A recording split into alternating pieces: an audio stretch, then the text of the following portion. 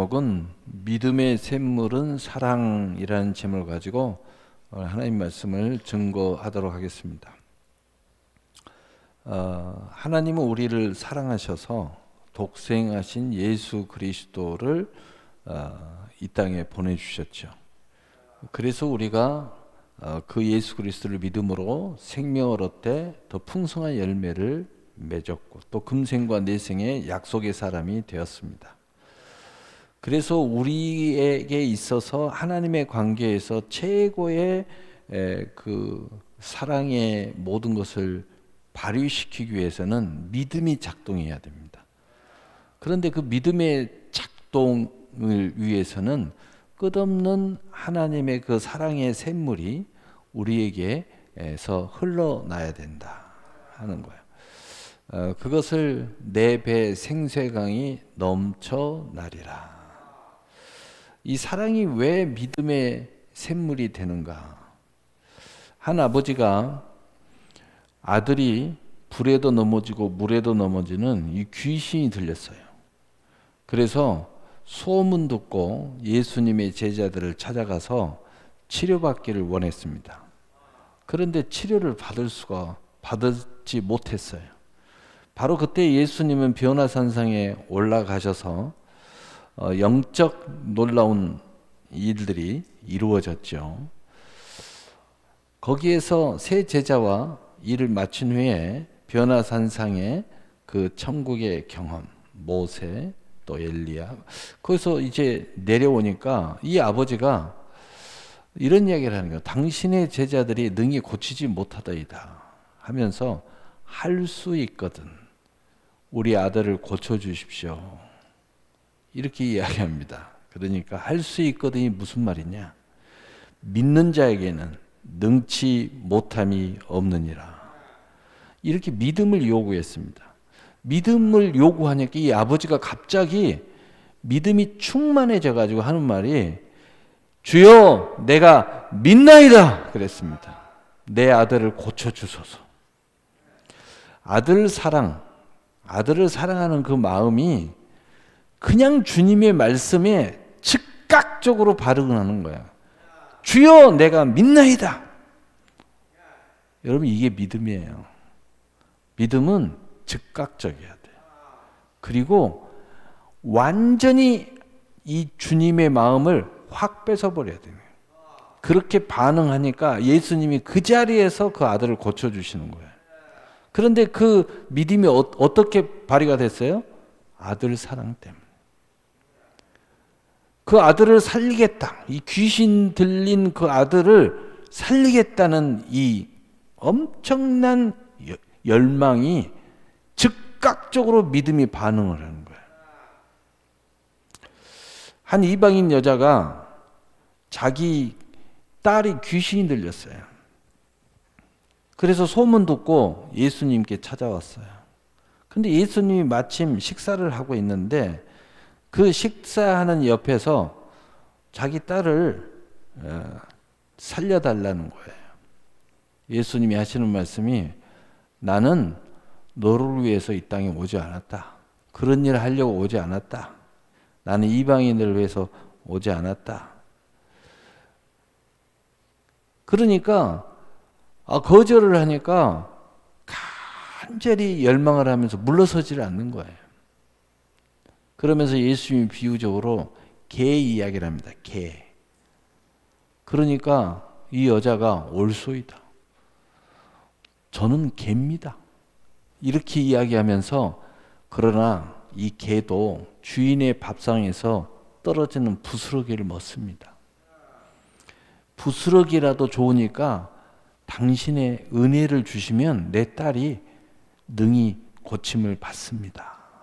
이렇게 물러서지 않고 이런 치욕적인 이야기에도 굴하지 않고 믿음으로 고백하며 그 주님이 말하는 모든 것을 수용하면서 여러분 인간적으로 생각하면 그 자존심 상할 일이고 또 너무너무 기가 막힌 그러한 것을 당하고 있는 현실 속에서 그 딸을 살리겠다는 그 일념이 오케이, 맞습니다. 저는 개입니다. 그런데 그 부스러기, 주인의 밥상에 떨어지는 부스러기를 개가 밑에서 먹지 않습니까? 그거라도 저를 주세요. 그러면 내 딸이 고침을 받겠나이다. 예수님께서 이만한 큰 믿음을 본 적이 없다 하시면서 그 딸이 즉시 낫도록 선언하시는 거예요. 나중에 보니까 예수님이 하신 말씀 그 시에 그 딸이 나았더라 말이에요. 그 딸을 사랑하는 그 열망감이 치욕도 이겨내는 것이 믿음이고요.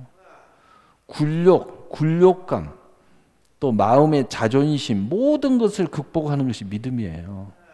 왜 우리가 믿음이 발휘가 안 되냐면 자존심 상한다고 믿음이 죽어버려요. 치욕을 당한다고 믿음이 죽어버려요. 말도 안 되는 이야기 한다고 믿음이 죽어버려요. 거절당했다고 믿음이 죽어버려요. 믿음은 거절 앞에서도 믿음은 발휘를 해야 돼요. 치욕 앞에서도 믿음은 발휘가 돼야 돼요.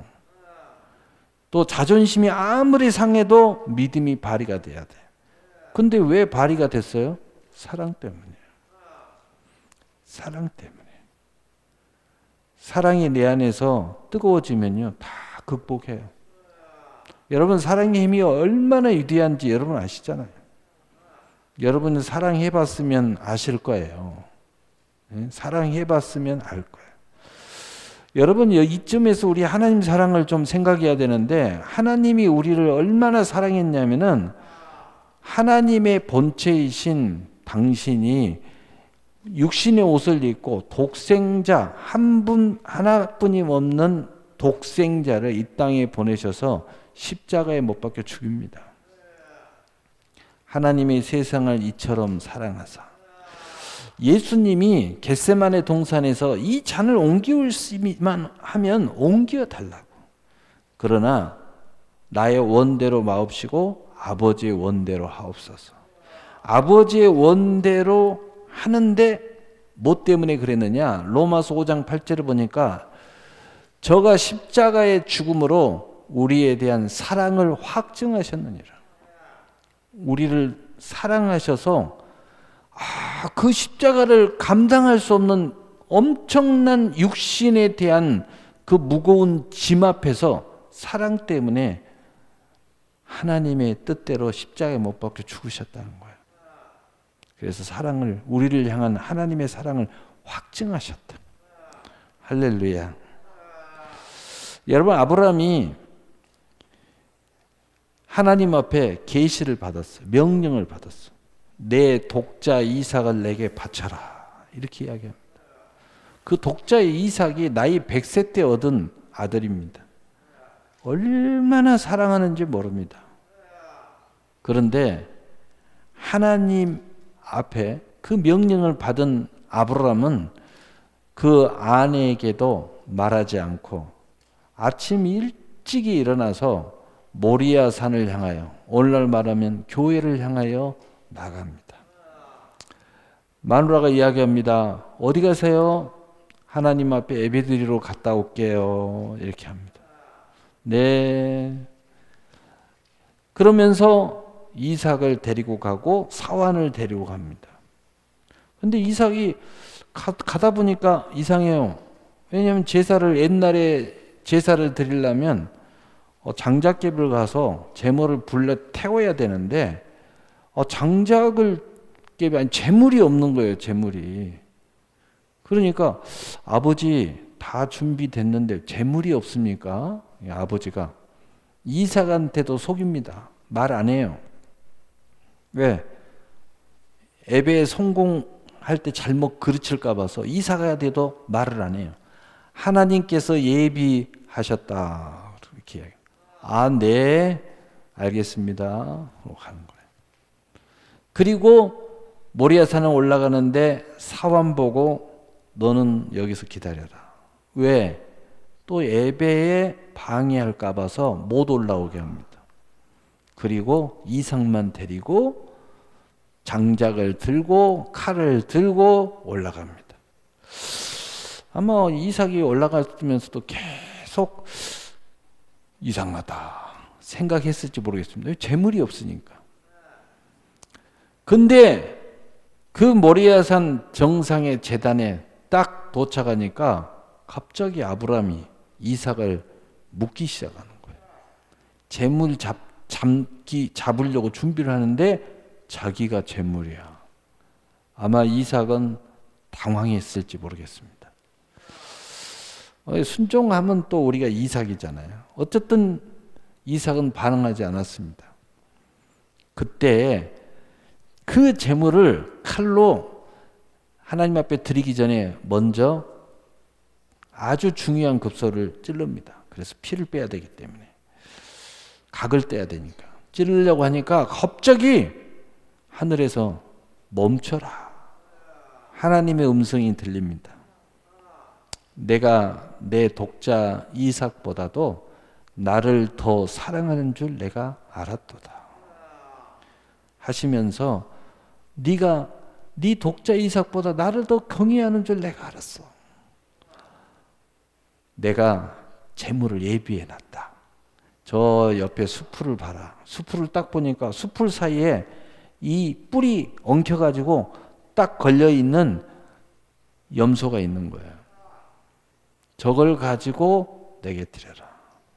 그러면서 내가 이미 너의 사랑을 받았으니, 너의 경외하심을 받았으니, 네 믿음을 받았으니 내가 너에게 약속한 모든 축복을 반드시 해줄 것이며 네 아들 이삭에게도 너와 같은 복을 줄 것이다.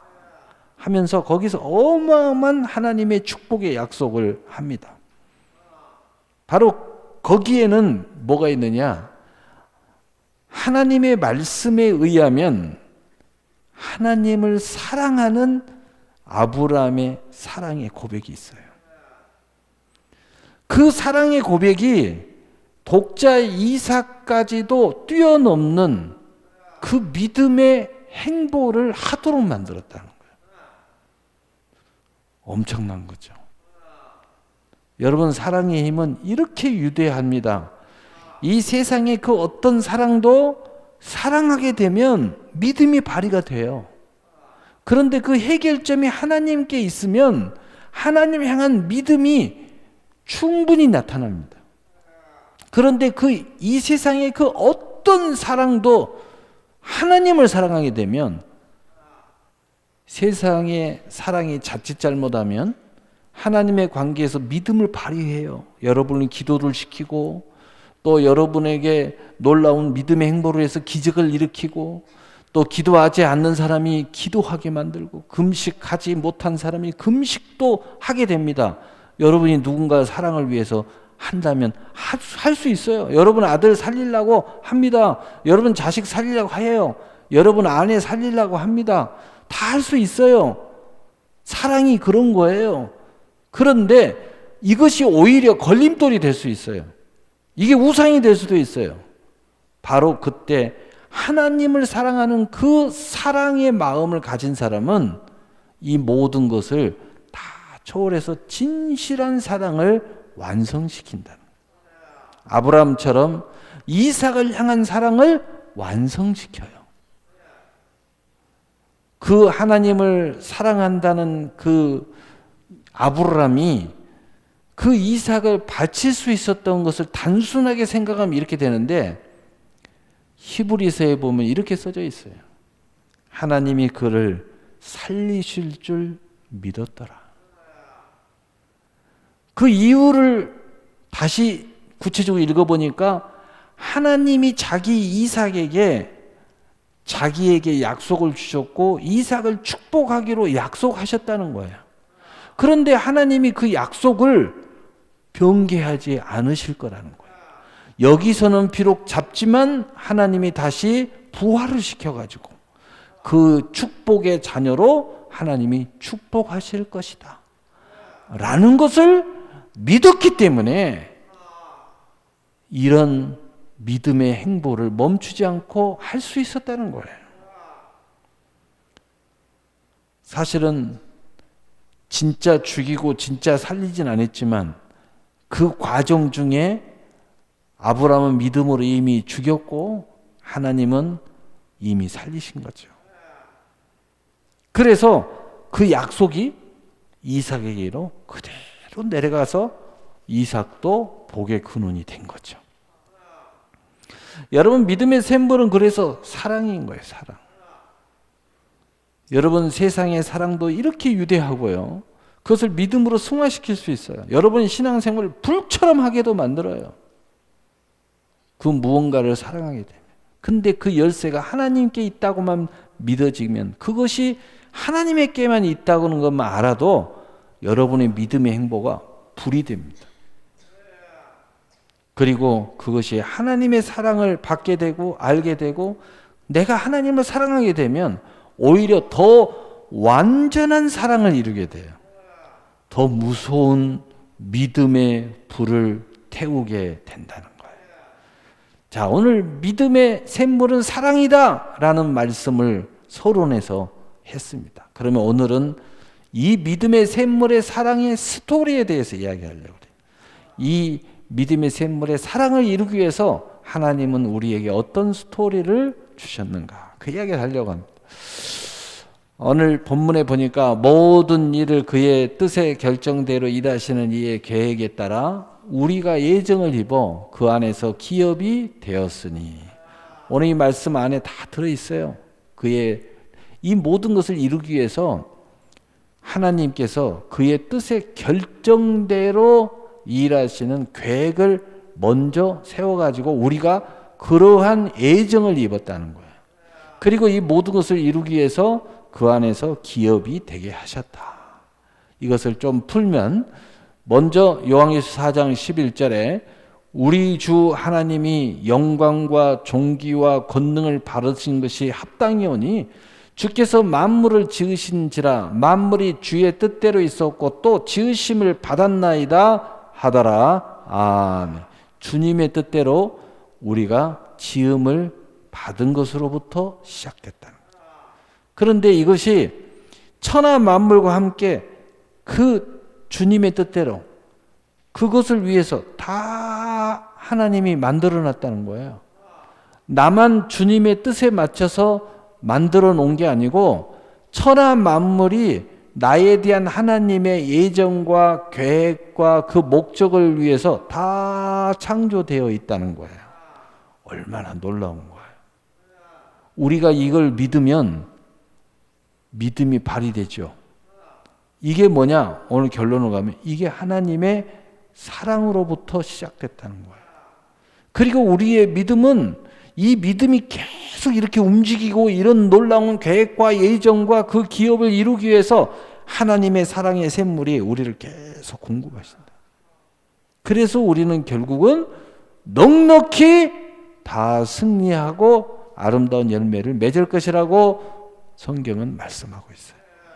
로마서 8장 26절 27절 이와 같이 성령이 우리 연약함을 도우시나니 우리는 마땅히 기도할 바를 알지 못하나 오직 성령이 말할 수 없는 탄식으로 우리를 위하여 친히 간구하시느니라.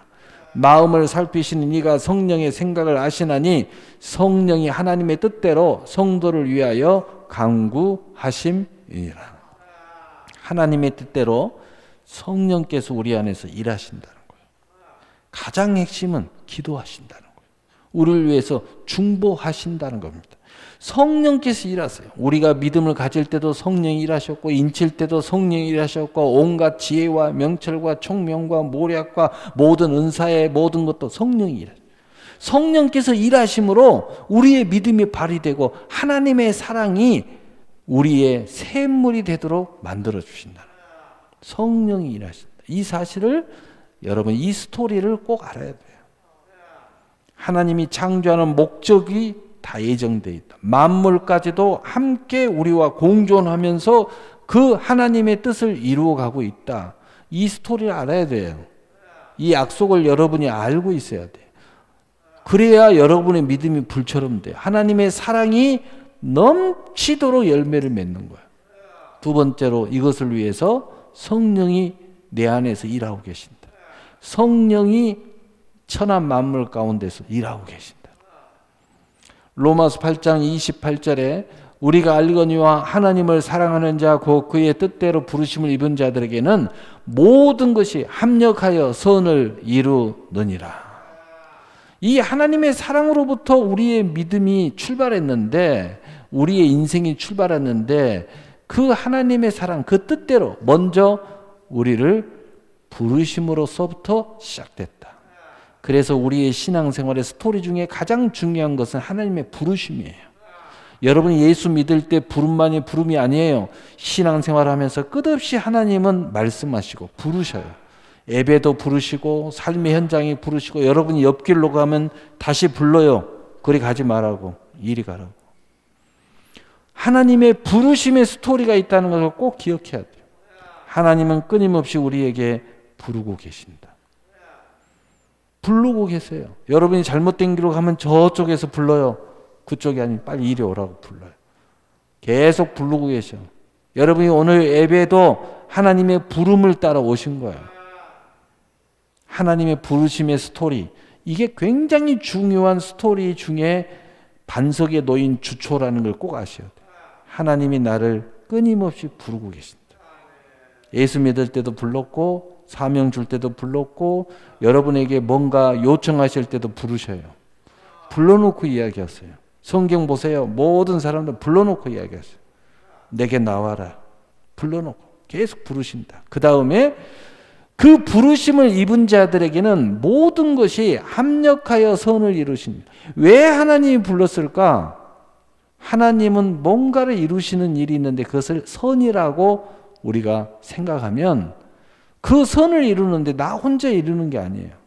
천하 만물하고도 이루고 인생하고도 이루고 또는 이 세상의 온갖 것들을 다 이루는데, 거기에 우리가 감당할 부분을 감당하도록 우리에게 그 일을 맡겨놓으셨다.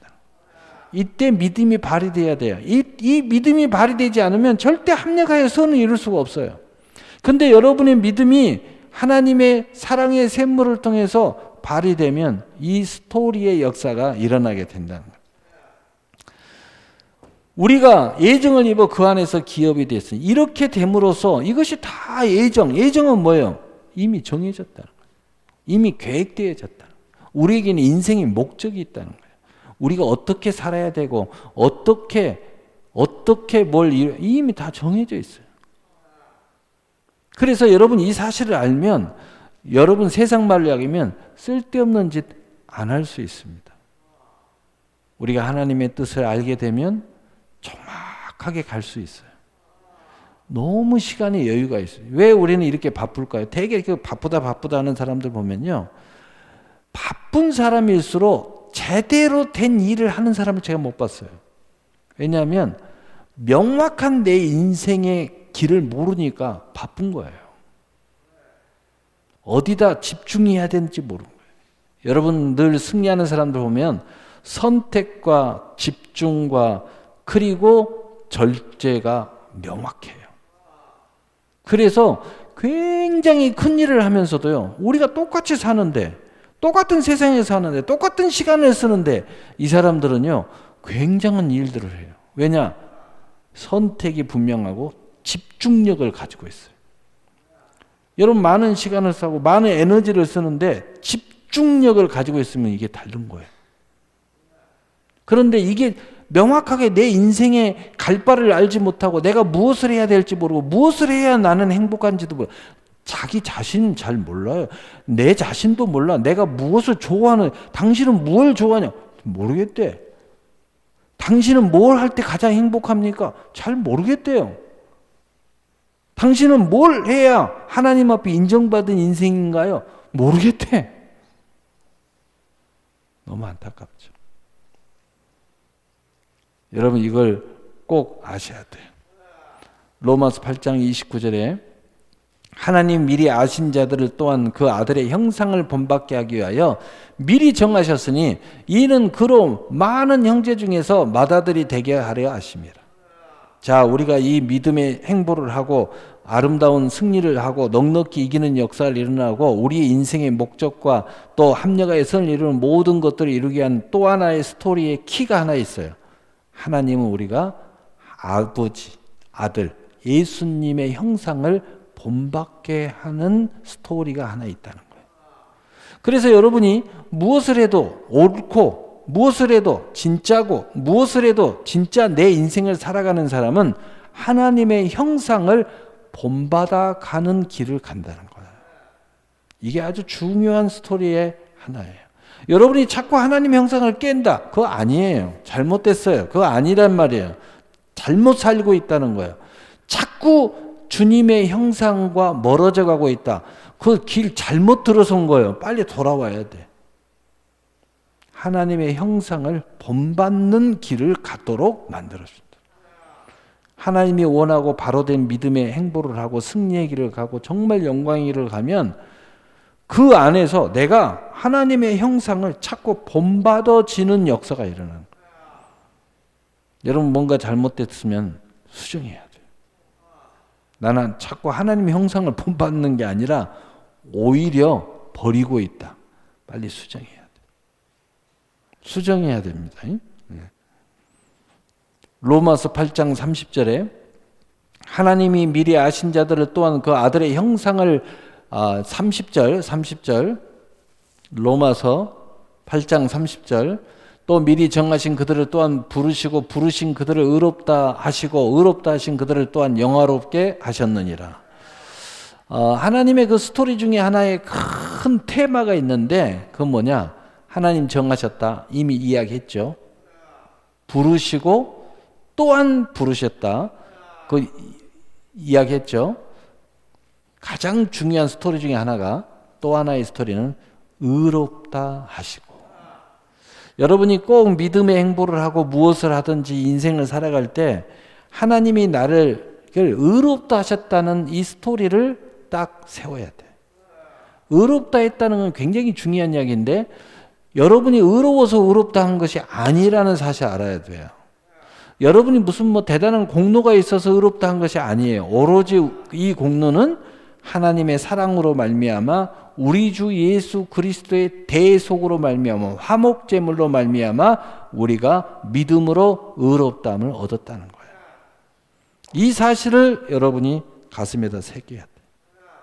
그래서 이 사실을 여러분이 새기면 마귀가 공격하고 이 세상에서 모든 희롱을 당하고 부끄러움을 당해도 여러분 자신은 하나님 앞에 의인으로서 설 수 있어요. 이 사실이 명확해야 돼요. 여러분 기도할 때도 이 사실이 명확하면 나는 죄가 많아서 하나님 응답해 주실려나. 여러분 이 사실을 아는 사람은 믿음으로 기도하십니다. 회개하고 기도하세요. 언제든지 자유 속에서 기도하세요. 의롭다 하신 그들을 또한 영화롭게 하셨느니라. 여러분 우리가 믿음으로 행동하고 믿음으로 나오고 믿음으로 고백하고 하나님의 약속을 붙잡고 하나님의 아름다운 비전과 꿈을 향하여 발걸음을 옮길 때마다 하나님은 여러분을 영화롭게 하셨다는 거예요. 세상은 여러분을 조롱하고 마귀가 비웃고 또는 여러분의 죄가 여러분을 정죄한다 할지라도 하나님은 우리를 최고의 영화로운 사람으로 자녀로 보신다는 거예요. 인정하신다는 거예요. 그리고 축복하신다는 거예요. 그래서 마지막 인생의 결말은 영화로운 영광의 면류관이 우리에게 씌워진다는 거예요. 여러분 이건 세상의 기준이 아니에요. 이것은 우리가 이 땅에 살아가는 흔적의 기준도 아니에요. 이 세상에 재판받는 저 판사의 기준도 아니에요. 이것은 오로지 하나님의 사랑의 기준입니다. 딱 한 가지예요. 하나님이 우리를 사랑했다는 거예요. 굳이 우리 입장에서 그래도 우리가 뭘 그래요. 그러면 찾으면 딱 한 가지예요. 믿음이에요. 믿음 때문이에요. 그래서 여러분 하나님 앞에 내세워볼 거 그 어떤 걸 내세우면 안 돼요. 믿음 내세워야 돼요. 붙잡는 거 그럼 뭘 붙잡아야 돼요? 하나님 사랑을 붙잡는 거예요. 그건 뭐예요? 은혜를 붙잡는 거죠. 오로지 내세울 것은 믿음뿐이에요. 성경 모든 걸 보세요. 다 믿음으로. 우리가 믿음을 버린다면 예수님이 십자가에서 헛되이 죽으셨다는 거예요. 우리가 믿음을 내세우는 순간 예수님이 십자가에서 죽으심을 우리에게 큰 권능이 된다는 거죠. 그래서 여러분 믿음으로, 기도도 믿음으로. 이제 이 스토리, 오늘 이야기하는 이 스토리를 내 인생 가운데, 믿음 가운데 딱 세워놨다면 그것을 믿고 하는 거예요. 그것을 믿고. 지금 이야기하는 이것을 믿고 하는 거예요. 그랬을 때 여러분의 기도는 믿음의 기도가 되는 거예요. 여러분 성경에 보세요. 말도 안 되는, 예수님이 말하는 그 불의한 재판관 앞에서 그 한 과부가 기도할 때의 모습을 비유하는데 그 한 과부가 한 게 뭐 있어요? 그런데 불의한 재판관도 내를 번거롭게 하니 내가 저의 요구하는 것을 들어줘야 되겠다 하시면서 하물며 하나님께서 그 자녀들의 소원을 들어주지 않겠느냐. 딱 한 가지예요. 우리 아버지고 우리는 그의 자녀예요. 그가 사랑하는 자녀예요. 우리는 그 사랑하는 것을 믿음으로 그냥 기도하면 응답하신다는 거예요. 여러분 도대체 무슨 믿음으로 기도를 하시나요? 정말 이 믿음으로 기도하셔야 돼요. 그러면 응답하셔요. 여러분 엘리야가 860대 1의 싸움에서 야 누가 하나님의 참 신인지 한번 보자. 야 어떤 하나님이 응답하시는가 보자. 너희가 먼저 해라. 그러니까 걔네들이 먼저 막 제사를 드리고 예배를 드리고 막 기도를 하고 빨리 하늘에서 불을 내려 주시옵소서 막 하면서 난리를 쳐. 아무리 몸부림을 쳐도요 소리를 고래고래 지르고 온갖 짓을 해도 안 되니까 몸이 막 피를 내고 막 찢고 별짓을 다 합니다. 그래도 응답이 없어요. 그때 엘리야는 어떻게 기도합니까? 제단을 쌓아서 무너진 제단을 다시 깨끗이 쌓습니다. 무너진 제단을 쌓고 그 다음에 거기에다가 각을 뜬 송아지를 탁 올려놓고 고랑을 봐가지고 그리고 물을 10바가지나 부어버립니다. 그러니까 그 제단에 그 제물에 물이 흥건하게 쌓이고 그 옆에 골을 파는 그 골에도 물이 가득 찹니다. 그러시면서 하나님 앞에 기도를 합니다. 그들처럼 기도 안 합니다. 발광 안 합니다. 몸에다가 막 해를 끼치고 몸부림치지 않아요. 두 손을 탁 들고 뭐라고 그래요? 저들이 여호와가 하나님인 것을 알게 하옵소서. 알게 하옵소서. 그러면 성경에 뭐라고 그랬어요? 엘리야가 그걸 뭐래요? 하나님의 말씀대로 규례대로 제단을 쌓고 하나님의 말씀대로 제단을 쌓고 하나님께 기도하였더라. 그랬더니 어떻게 됐어요? 하늘에서 불이 내려왔다. 하늘에서 불이 내려왔어요. 여러분 기도는 믿음으로 하는 거지 몸부림으로 하는 거 아니에요. 내 공로로 하는 게 아니에요. 뭐 금식 많이 했다고 하나님 응답했다고 저 거짓말입니다. 그래서 믿음으로 금식을 했기 때문에 응답한 거예요. 무슨 뭐 애물 그런 거 없어요. 내가 믿음으로 드렸다는 거죠. 여러분 이걸 꼭 아셔야 돼요. 이거 아셔야 돼요. 응? 여러분이 뭔가 간증을 하는데 뭔가 주소가 잘못된 사람들이 너무 많아요. 간단한 거예요. 믿음으로 해서 된 거예요. 그 믿음의 기초가 뭐예요? 지금 말하는 제가 이 스토리에 그것이 있었기 때문에 이 은혜가 있었어요. 하나님의 사랑이 있었어요. 그리고 우리가 그 안에서 뭐가 있었어요? 하나님 이미 정하셨다는 거예요. 뭐가 있었어요? 하나님 나를 불렀다는 거예요. 하나님이 나를 하나님 자녀로 불렀어요. 그리고 이 일에 대하여 하나님 나를 불렀어. 이 응답하시려고 하나님이 나를 불러서 이 기도를 시켰어. 그리고 어떤 상황 도전받고 해방받아도 너는 승리하도록 하나님의 의롭다 만드셨어. 그리고 앞으로 영원한 영광에 참여하도록 우리를 영화롭게 하셨다는 거예요. 이 사실을 우리가 믿음으로 하는 거예요. 기도를 하더라도 이 사실을 믿음으로 기도하는 거예요. 예배를 드려도 이 사실을 믿음으로 예배를 드리는 거예요. 뭔가 여러분 문제를 해결받기를 원해도 이 사실을 믿음으로 문제 해결을 하나님 앞에 요구하는 거예요. 그래서 믿음의 샘물은 하나님의 이 사랑, 그리고 그 사랑의 원천이 흘러서 내게 나를 불렀어, 나를 정했어, 나를 예정하셨어.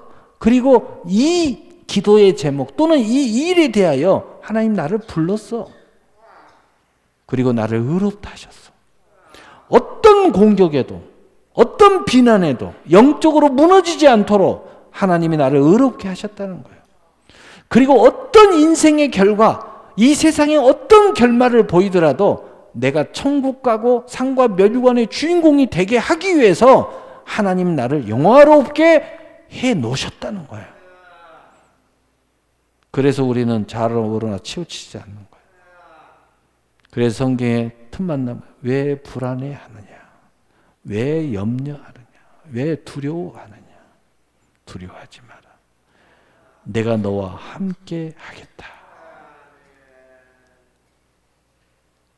여러분, 믿음의 본질. 그래서 믿음 하는 거예요. 믿음은 바로 이 사실을 우리 가운데 주처를 놓고 지금 현실에 믿음을 발휘하는 거예요. 기도면 기도대로, 사업이면 사업대로, 가정이면 가정대로, 공부면 공부대로. 결론, 로마서 8장 31절 39절 우리 함께 읽겠어요. 시작. 그런즉 이 일에 대하여 우리가 무슨 말하리요? 만일 하나님이 우리를 위하시면 누가 우리를 대적하리요?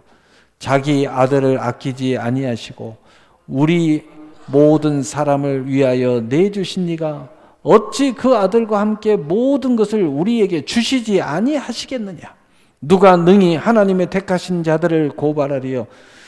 의롭다 하신 이는 하나님이시니 누가 정죄하리요? 죽으실 뿐 아니라 다시 살아나신 이는 그리스도 예수시니 그는 하나님 우편에 계신 자요 우리를 위하여 간구하시는 자시니라. 누가 우리를 그리스도의 사랑에서 끊으리요? 환난이나 공고나 박해나 기근이나 적신이나 위험이나 칼이라. 기록된 바 우리가 종일 주를 위하여 죽임을 당하게 되며 도살당할 양같이 여김을 받았나 함과 같으니라. 그러나 이 모든 일에 우리를 사랑하시는 이로 말미암아 우리가 넉넉히 이기느니라. 내가 확신하노니 사망이나 생명이나 천사들이나 권세자들이나 현재일이나 장래일이나 능력이나 높음이나 기쁨이나 다른 어떤 피조물이라도 우리를 우리 주 그리스도 예수 안에 있는 사랑에서 끊을 수 없느니라. 결론은 하나님의 사랑에서 끊어지지 않기 때문에 우리의 믿음은 승리한다는 거예요. 그 사랑의 공급함으로 말미암아 우리가 정해졌고 예정을 입어 부름을 받았고 또 이 일에 대한 부름을 받았고 이 삶에 대한 부름을 받았고 그리고 지금 현재 나에게 그 어떤 고발과 정죄 속에서 우리가 무너지지 않게 하기 위하여 하나님이 우리를 의롭다 하셨고 그리고 마지막 승리의 영광에 참여하도록 우리를 영화롭게 해 놓으셨다는 거예요. 그러므로 두려워하지 말고 염려하지 말고 오직 믿음으로 넉넉히 승리하는 여러분이 되시기를 예수님의 이름으로 축복합니다. 아멘. 사랑해.